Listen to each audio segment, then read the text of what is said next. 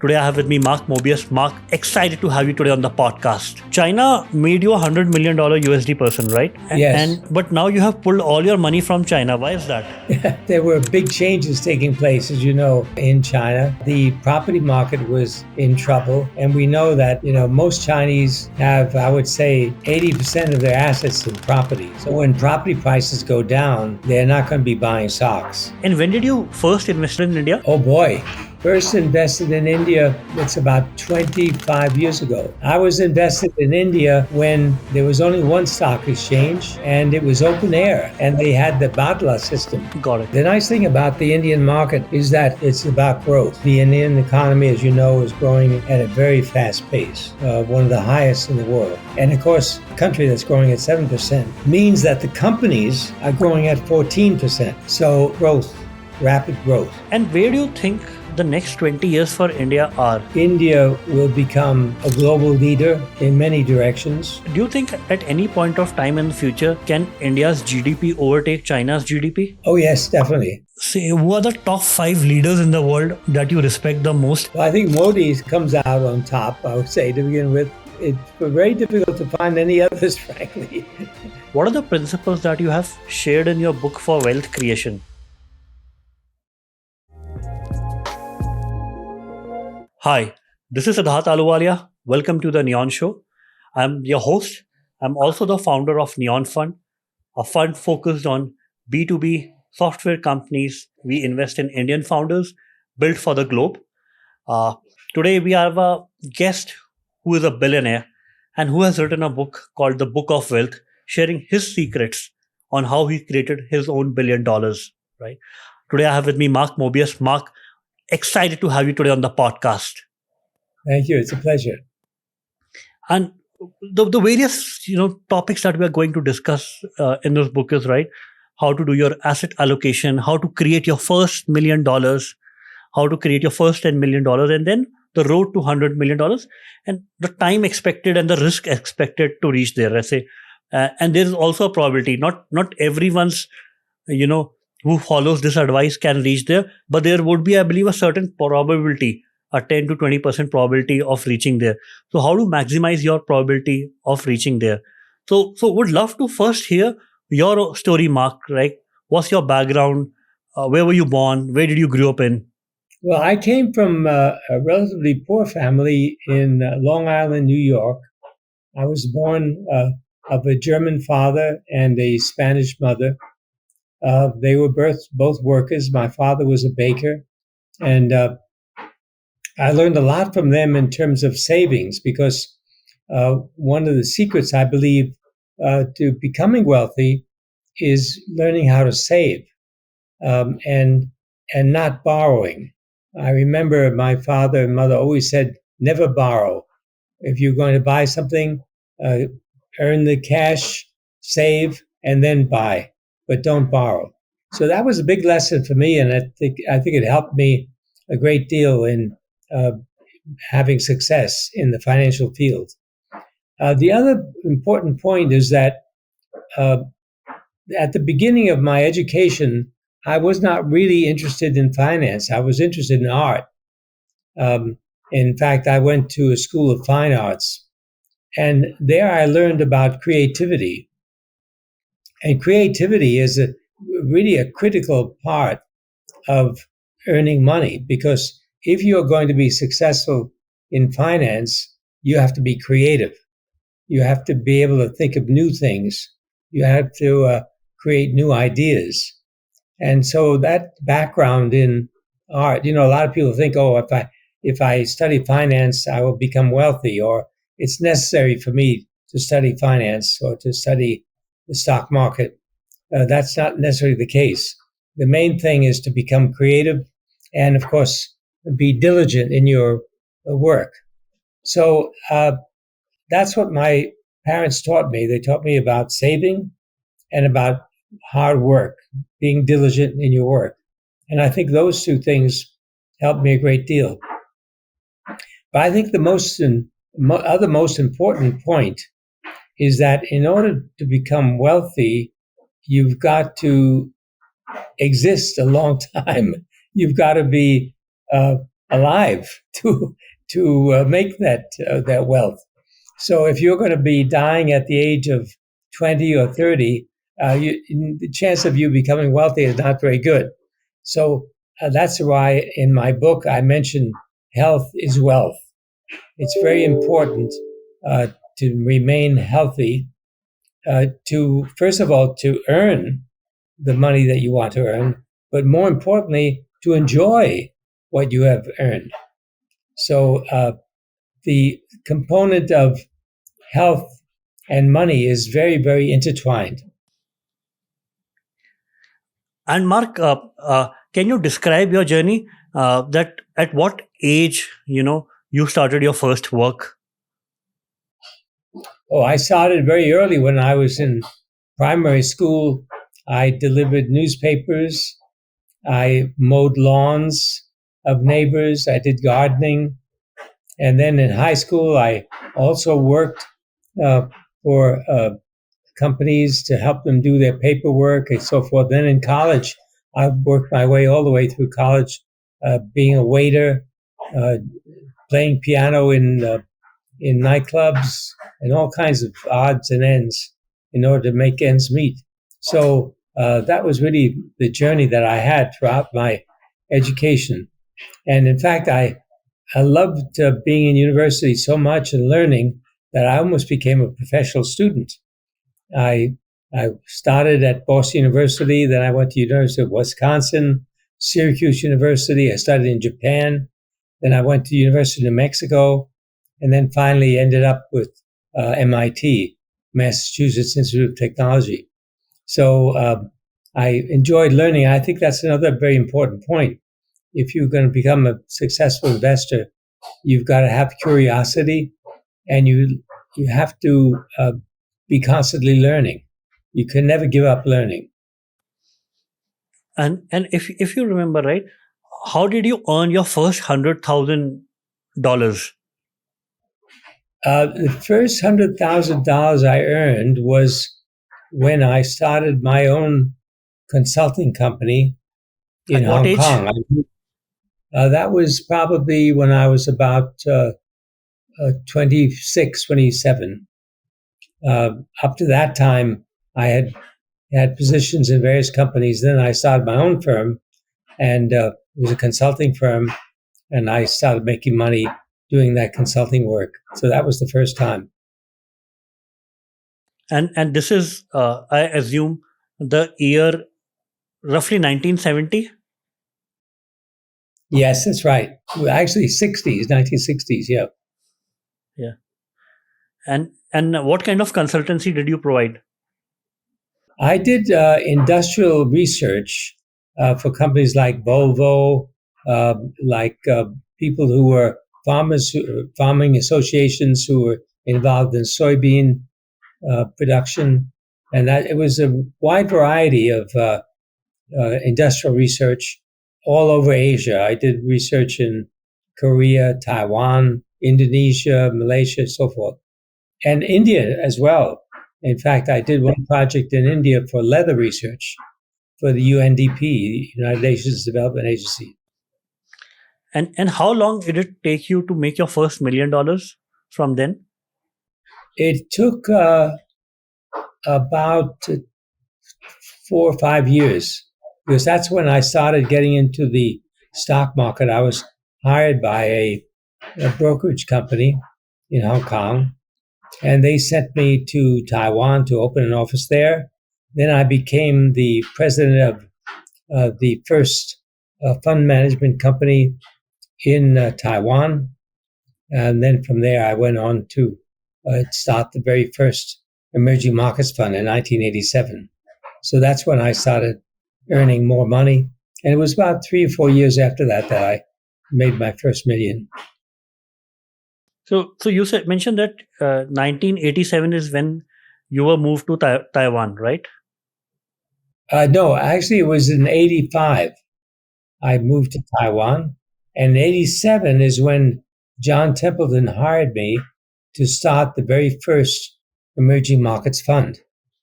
That was $100 million, listed in New York. And I opened a small office in Hong Kong to begin the research. And then from there, it expanded. At one point, I was running $60 billion in emerging markets. That's so amazing. That glad to know that an American who made his first $1 million in from Asia. Exactly. Exactly. It was really Asian because when we started that Emerging Markets Fund, the only markets were open at that time were Hong Kong, Philippines, Malaysia, Singapore, Thailand, and Mexico. That was it. All the other, of course, that time, China was closed, Russia was closed, most of Latin America was closed. So it was quite remarkable the way these markets started to open up. So you mentioned in 1965 you were running your consultancy company in Hong Kong. In 1985 you built the Emerging Markets Fund for Templeton, right? And what happened in between those 20 years? Well, actually, the consulting work lasted quite a long time, and then I was a researcher for a brokerage company in Hong Kong, and that lasted a number of years. So then it was only until after 5 years with the brokerage company that I moved to Taiwan. Okay. And if you remember which year you would have accrued $1 million of wealth? Actually, I didn't really count it that way.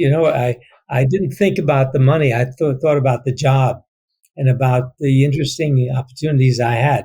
I really didn't focus on earning a particular amount of money, but it came naturally. If you're interested in what you do, if you're happy in what you do, chances are you'll do it well and you'll make money. Yeah, but just for our listeners, at like what age were you a millionaire? Because if somebody has to emulate your journey and find their interest, right? It was in my 30s. Let's say by 35 or 36, you would have become a millionaire. Yes. And because I want to track your journey down for our listeners, I think the first 10 or 20 million is really important. And if you're, I believe, a wise man, then as you said, right, if you live long enough, then you can compound it over a period of time. And if you don't do stupid things. That's right. If you don't gamble, if you don't spend it on, various means of worldly pleasure, that's so called, then you can preserve your wealth. Exactly. And I think for me, the secret was that I was so interested in my work. I didn't think about money that much. The money was accumulating, and of course, I was investing that money, but I wasn't focused on that. I was focused on doing the job, running the funds I was managing. Of course, I was invested in the funds in which I was managing. So, it came naturally. And I think that's a very important point. In other words, you don't have to be focused on money in order to make money. You have to be focused on the job you're doing, try to do the very best you can, and money will come naturally. That's a very important point, because if you don't count your bank statement and just focus on enjoying your work for long enough and surviving long enough, then money will keep on accumulating. Exactly. That's right. Yeah. And by the time you started the Emerging Markets Fund, right? I know you were not counting your money, but any idea by the time 1985 or 87 how much your net worth would be till that point in time? In 1987? Yes. Probably at that time it was in the area of 200,000, 300,000, like that. No, 85 to 87, right? This is just almost 36 years back. At age of 50. So it was only 300,000? Yeah, it was only that much. It was only after when I started managing big money with Franklin Templeton that I made big earnings. Yeah. And if you can recall, right, let's say you mentioned by age 50, you had $300,000 of net worth, right? Yes. right? Yes. Exactly. Right. So at what point in time you became a, let's say you had $10 million of net worth? It would have been about 10 years after that. Got it. So almost by the age 60, you made your first $10 million. Yes. And of course, it compounded after that. Yeah, that's amazing. But let's say by year 2000, I assume then, or 97, you made your first $10 million, and from Yes, 97 till exactly. 2004, you made it a few $1 billion. Yeah. Uh, by the way, I'm not a billionaire. I'm a billionaire maybe in Turkish lira, but I'm a millionaire, not a billionaire. Yeah, yeah. But how did you kept on, like, what were the assets that you were investing in that made you your first $10 million? Well, first and foremost, stocks, because I was invested in the funds I was managing. So that's the first thing, because at that time we were not allowed to invest in our own stocks because it would be a conflict of interest. So that's one thing. I was investing in my own funds, and secondly, I was investing in property because I was traveling all over the world, and I was investing in various properties around the world. So, and also making deposits in banks in different parts of the world. So Got it. all this came together and it compounded. It wasn't a matter of gambling in any direction, but saving and really sitting on those assets. And you mentioned you became a, a 10 million dollars in US dollars by year 2000. So after that, like, how much time it took you to reach like $100 million? About 5 years. That's it. Yeah, because the market was doing very well, things were going up, and we were able to make good money. Yeah. And if you can remember, right, your journey to 10 million and 100 million, what were the top stocks that you owned that compounded for you? It was actually not actually individual stocks; it was the funds. Okay. Because I was running frontier funds, I was running emerging market funds, I was running Asia funds. So it was those funds that did well and compounded and made lots of money for me. Okay. And did you ever went on the private side towards venture capital or investing in startups? No, actually, the only thing we did in that direction was private equity funds, where we did go into startups, but not individual startups, if you know what I mean. In other words, we had in each of those funds we had maybe 5 or 6 different companies in which we invested, and those did well. But this takes time. With a private equity fund, usually it takes 5, 6, 7 years before you can achieve returns. Got it. And what was your, the country, if you can remember, even from your fund standpoint, that made you the most money during those times? I would say China. China was the big growth country at that time during those periods. So China was a very, very big winner for us. And Russia, by the way, we were invested in Russia, and that did very well. Then only later that India started coming up and becoming important. So I would say, for the most part, it was Asian countries that did well: Korea, Taiwan, China, Indonesia, Malaysia, Singapore, so forth. Got it. And when did you first invested in India? Oh boy, first invested in India, it's about 25 years ago. I And was invested in India when there was only one stock exchange and it was open air. I remember that being on the open air with yeah, bidding, and they had the Badla system. yeah, So if you go back to that, you can understand how far back it was. yes, almost year 99. And what, and let's say, as of today, right? If you have to split by country, how much of your assets are split by which country? Taiwan and India would be the top two, followed by Korea, and then Turkey, Brazil, South Africa. Those were the countries. Got it. And uh, China made you $100 million USD person, right? You mentioned that.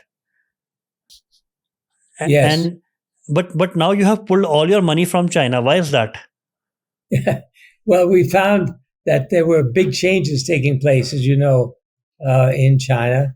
The property market was in trouble, and we know that most Chinese have, I would say, 80% of their assets in property. Yeah.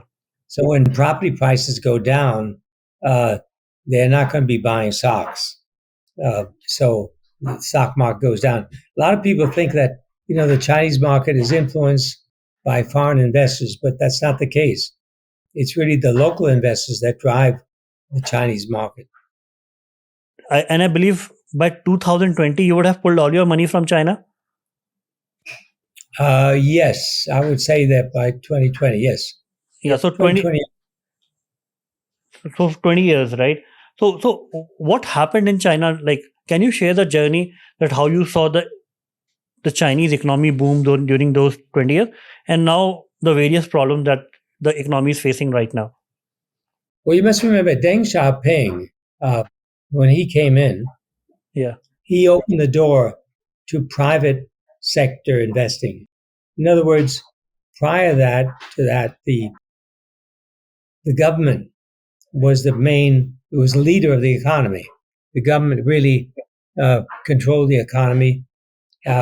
And with Deng Xiaoping, it was a totally new era where the private sector could create wealth. And that drove an incredible boom. You saw China growing at a very, very rapid rate. Then, with the introduction of Xi Jinping, the direction changed. Xi Jinping said the private sector should not lead the economy, it should be the public sector. And of course, that changed the total complexion of the economy. So it became less interesting and less profitable for investors because companies like Alibaba, Tencent, and so forth were in trouble. They had problems with the government, they had assets taken away, et cetera, et cetera. So the opportunities disappeared. So it was time to change focus. Now, there are opportunities still in China, but in the government sector. In other words, government-owned companies would be the place you want to be. But that also assumes that these companies are going to be very profitable and have a high return on capital, etc. And it's difficult to find that. So that's the reason why we really exited most of the positions in China. But we're still looking at China. We think China still has great opportunities going forward. Got it. And how did your position and wealth allocation in India change in the last 25 years? Well, the Indian market for so long was quite illiquid. There were not very many opportunities, and liquidity was low. At that time, you must remember we were running a lot of money. So, position of $2 or $3 million was small, and it was difficult to get that exposure in India. Then the Indian market started to grow, and of course the economy was growing, and is still growing at a very fast pace. Now it's becoming more and more interesting, and you're going to be seeing many IPOs coming into India, many very high earning IPOs and very high cap IPOs, which will provide an opportunity. And India, what are the areas that you are invested in? In India, the most interesting for us, it's quite diversified. Telecoms would be one area, infrastructure would be the other, power, anything to do with electric power is very, very interesting. And steel, things like steel and that sort of thing. And then finally, electronics. Got it. So it's quite varied. The nice thing about the Indian market is that it's quite varied. It's a big country, and you have many opportunities in many directions. And I would assume today 30% of your portfolio would be sitting in India. 20%, I would say now. Got it. So still, you would say the majority of the portfolio still is in Taiwan. The largest portion, about equal to India, Taiwan. Okay. And what makes you bullish on Taiwan when we know that, right? Taiwan is like semi-controlled by China. Well, Taiwan is producing most of the high-end semiconductors. Yeah. They are leading in that field. And there are many supporting companies, software companies, they call them the fabless companies that support that industry. So it's a very, very profitable area. So the companies in Taiwan are quite profitable. They're growing. And of course, the connection with China is there as well. So in some ways, you're getting indirect exposure to China with very profitable companies. Right. And in India, right, you have grown your position over the last, I would say, 10 years, the maximum. Yes. What are the causes that led you to, or the changes that you saw in India that led you to believe so much in India, that 20% of your portfolio sitting in India? Well, a number of reasons. First and foremost, it's about growth. The Indian economy, as you know, is growing at a very fast pace, one of the highest in the world. And of course, a company that's growing at 7%, a country that's growing at 7%, means that the companies are growing at 14%. So that's the first thing, growth, rapid growth. Second, population. India now has far more people than China. And most importantly, it's a young population. The average age in India now is about 26, 27, compared to about 37 for China. So that means that you're in not only a high growth economy, but an economy that, because of the young population, will continue to grow at a fast pace. The third thing is really connected to Mr. Modi, because he introduced the idea of digitizing the Indian economy and making digital communications open to all Indian people. What does that do? What it does, it accelerates education, it accelerates productivity, and it provides jobs. I know India is facing a demand for more and more jobs, and I think that that demand will be satisfied as a result of what's happening in terms of the technological growth in India. Got it. And where do you think the next 20 years for India are? The next 20 years for India means that India will become a global leader in many directions. Right now, India is a global leader in software, but it will become a leader in computer hardware. It will become a major producer of high-end semiconductors. And from that, of course, an entire industry will grow, as we've seen in China.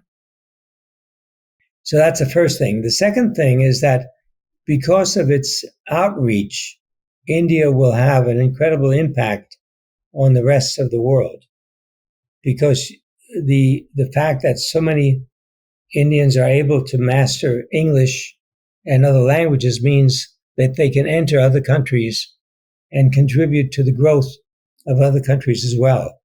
So I think that's another very important factor that we're going to be seeing. And do you think at any point of time in the future, can India's GDP overtake China's GDP? Oh, yes, definitely. Because you're seeing China's growing at, let's say, 2 or 3%. India's growing at 7%. Definitely, India will overtake China. And how much time period would you estimate that? About, I'd say about 15 years. And that's a very fast, because India economy today is at $4 trillion, and I assume China would be at today at what, $18 trillion of GDP, 18 or 19. Yes, but that gap will change. Will move very quick. Will close very quickly. Got it. So you would see the standard of living of the masses in India immediately shift tremendously upwards. Is that so? That's already happening. We're seeing that happening as we speak. Per capita incomes are moving up. People are becoming more wealthy. And as a result of technology, this will be accelerating. You're going to see a much more accelerated growth. And it's fair to say that your 20% allocation right now to India, there's a chance of increasing your wealth allocation to India over a period of time. Yes, that's right. As more companies, you're going to see more IPOs, more successful companies will come to the market, then the weighting will increase. Got it. And what are the names of the funds that through which you are invested in India? Is this still Templeton? No, it's we're starting a new fund because I'm investing my own money. But we're starting a new fund called the Mobius Emerging Opportunities Fund that will be launched at the September of this year. Okay. And what will be the focus of the fund? The focus, of course, is emerging opportunities. The reason why we use that term is that it's, of course, emerging markets, but it's emerging markets in a wider scope. Because what we found is that, for example, in America, there are many listed companies that depend on their growth in emerging markets. So why should we not invest in American stocks as well as Indian or Chinese or Brazilian stocks? So that's the reason why we've opened it up and becoming a much wider field. And I believe more and more Indian companies will be listed in the US as they grow and as they expand globally. That's already beginning to happen. Got it. But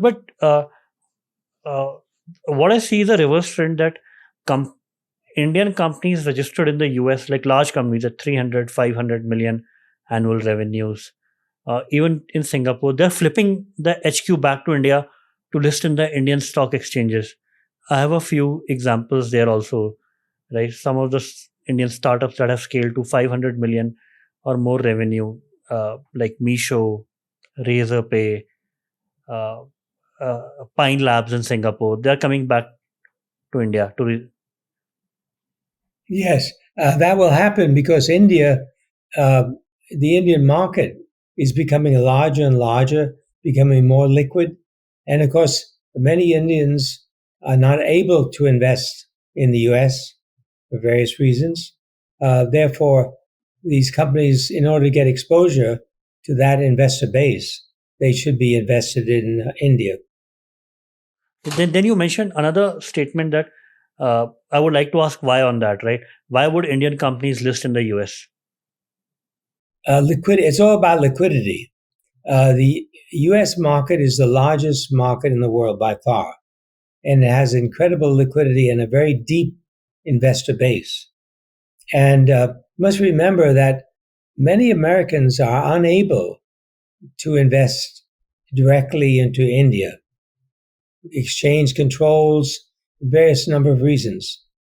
So in order for an American investor to invest in an Indian stock, they've got to have that stock listed in New York or one of the exchanges in the US. Got it. And now coming back to your book, right? What are the principles that you have shared in your book for wealth creation? Well, there are a number of principles I have in the book, but I would say the two most important ones is what we started out this conversation with, and that is health. Health is wealth. In other words, you've got to live a long time in order to become wealthy. That's number one. Of course, there's some people that become multimillionaires when they're a teenager or 20 years old, but that's very, very unusual. That's number one. The second principle is that you've got to be patient. You've got to be willing to take a long view and invest for the long term, not for the short term, not to gamble. And another point that I make in the book is that you should be diversified. In other words, don't put all your eggs in one basket. Diversify your holdings. But the first and foremost in your portfolio should be stocks. You can have bonds, you can have property, you can have gold, you can have many other investment objects, but the primary part of your portfolio should be stocks. And how much for wealth creation should a person be exposed to private markets which are composed of startups or even private equity? I would say maybe 10 or 15% at most, because startups, if you look at the history of startups, 1 out of 10 succeed.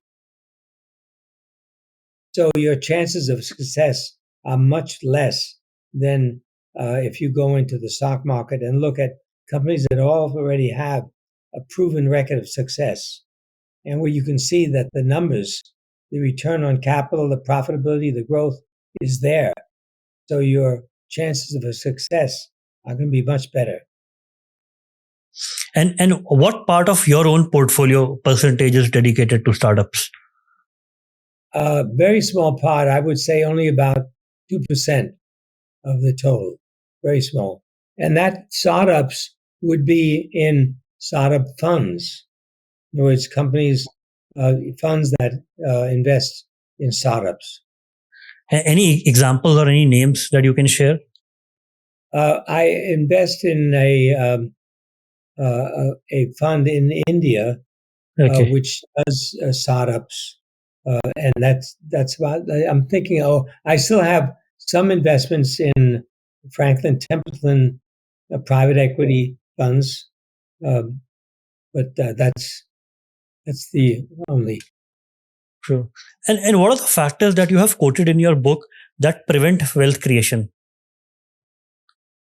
First of all, gambling. Using your money to gamble in the stock market or in the casino or anywhere else. That is a sure way to lose money and to become poor. So gambling is for the first thing. The second is to stop learning. If you close your mind to new ideas, the chances are you're not going to be successful, because the world is changing and you've got to be ready for those changes. And thirdly, I would say being abreast and using technology with artificial intelligence. You're able now to do so much more than any time before in the history of mankind. And you've got to take advantage of those opportunities. And you shared two traits about the creation of wealth. The first one was health is wealth, and the second one is patience. But what are the other factors that you have seen or observed among the best investors of the world? I think the other factor is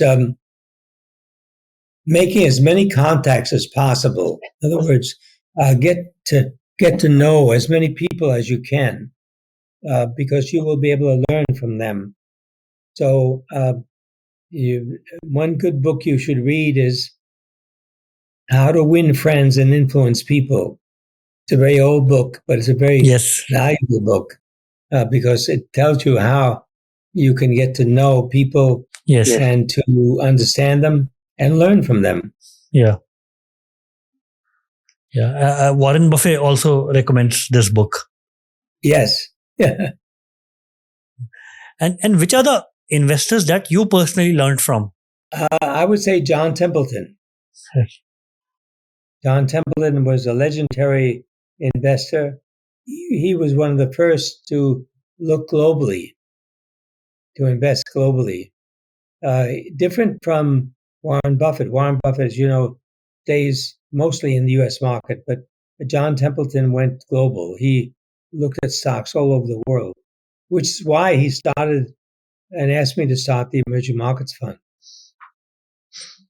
And anything specific besides what you have shared that you have learned personally from John Templeton? I learned frugality from him. You know, he was a billionaire, and yet he lived very simply. He saved money. He didn't waste money in any direction. So I think that was a big lesson for me. And again, learning. He was constantly reading. He was constantly learning new things, even after he'd become a billionaire. Yeah. And you mentioned that your portfolio is almost 0% in the US right now. Any specific reasons for that? Oh, no, it's not 0% in the US. I still have US stocks, but those are stocks that are growing rapidly and stocks that have exposure to emerging markets. Okay. Any specific reason that US is not among the top 3 countries or 4 countries? Is the US economy in recession right now, or is the I would say the government in the US not focused in the right direction to nurture capitalism? No, because the US is not growing at 7% like India and like other countries. The great thing about emerging countries, emerging markets, is that they're growing at a fast pace, double that of the US and developed countries. So you want to be in countries that are growing fast, because countries that are growing fast will have companies that are also growing fast. Yes. So that's critical. And right now, let's say if you have to say who are the top 5 leaders in the world that you respect the most and will shape the next 10 years of the world, who would they be? Well, I think Modi comes out on top, I would say, to begin with. Yeah. It makes it very difficult to find any others, frankly, okay. than any others. I would say the leadership in Singapore is very, very good. And that's really a team rather than one person. And then leaders in Taiwan also very, very good. Why are you living in Dubai right now for the last 3 years? Is it because of the lifestyle is great there, the facilities are great, or any specific? Good. The weather is good. I love warm weather, and the tax regime is very good because there's no personal income tax. One of the most important things when you look at wealth, you've got to make sure you can preserve it, and the government doesn't take too much of your wealth. So taxation is very critical. And while you were making your wealth, right, which country were you keeping your wealth in? Right now, I believe it's Dubai. But before Dubai, what was the country that you kept your wealth in? I have bank accounts in various parts of the world. Again, you have to diversify, whether it be in Singapore or Hong Kong or in Switzerland. You have to diversify your wealth. Yeah. And there have been various narratives that the world is going into global recession. Few factors, right? 2 parallel wars going on right now. The US has been printing on money and is severe debt. What are your views on it? I don't think the world is going to go into recession anytime soon. simply because there's just too much going on, too much growth going on. Of course, you will have downturns from time to time, but these will be temporary. That will not be something that will last for a long time. Thanks a lot. Really enjoyed our conversation. Right. It's a pleasure.